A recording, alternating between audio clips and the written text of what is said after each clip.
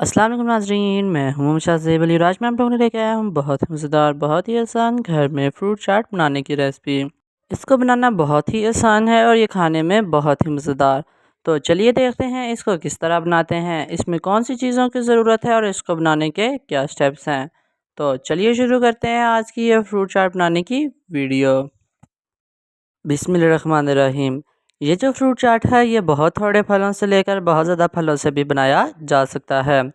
आज के इस फ्रूट चाट के अंदर हम लोग सिर्फ 5 फलों का इस्तेमाल करेंगे, जिनके अंदर सेब, केला, आड़ू, आम और अंगूरों का हमने इस्तेमाल किया है। अब इन फलों को अच्छे तरीके से सारों को धो लेना है और फिर इन सब की कटिंग कर देनी है। अंगूरों को साफ कर लेना है और बाकी चारों फलों के क्यूब्स या फिर स्लाइसेस छोटे छोटे काट लेने हैं।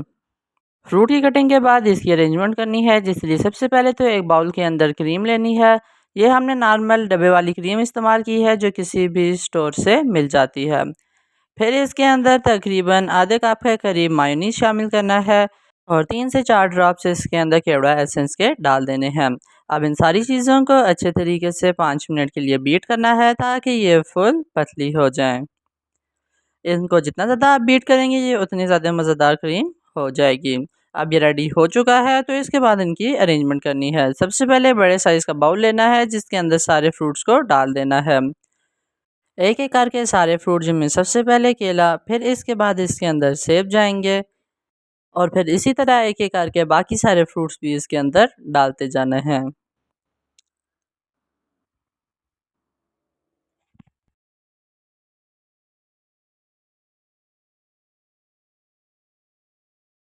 तो नाज़रीन, इस जगह पे आप सारे फ्रूट्स बाउल में डाल दिए हैं, तो अब इसके ऊपर सारी क्रीम डाल देनी है।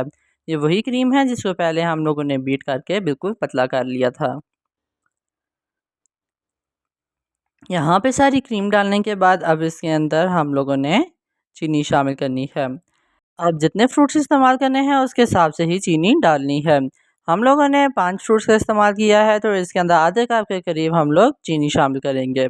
अब इन सारी चीज़ों को अच्छी तरीके से मिक्स कर लेना है, ताकि क्रीम इन सारे फ्रूट्स के ऊपर लग जाए और जो चीनी है वो इनके अंदर मिक्स हो सके। यहाँ पे बहुत ज़्यादा ज़ोर आजमाई से इसको मिक्स नहीं करना, नहीं तो सारे फ्रूट्स ख़राब हो जाएंगे और सारे मैश हो जाएंगे। बिल्कुल ध्यान से इनको अच्छे तरीके से मिक्स कर लेना है। तो नाज़रीन, अब आप देख सकते हैं कि क्रीम और फ्रूट सारे मिक्स हो चुके हैं और ये फ्रूट चाट बनकर रेडी हो चुका है। आप देख सकते हैं कि कितने अच्छे तरीके से तैयार हुआ है और इसकी कितनी अच्छी लुक आई है। तो इसी के साथ आज की हमारी फ्रूट चाट की रेसिपी यहीं पे मुकम्मल होती है। उम्मीद करता हूँ कि आपको पसंद आए। अगर आपको पसंद आए तो आप इसको लाइक करें, शेयर करें और नीचे कमेंट बॉक्स में बताएं कि रेसिपी आप लोगों को किस तरह की लगी। और अगर ये आपको पसंद आती है तो आप इसको घर में भी ट्राई करें और कमेंट्स में बताएं कि ये किस तरह की बनी। तो मिलते हैं आपसे अगली एक मज़ेदार और डिफरेंट सी रेसिपी में। तब तक के लिए अल्लाह हाफ़िज़।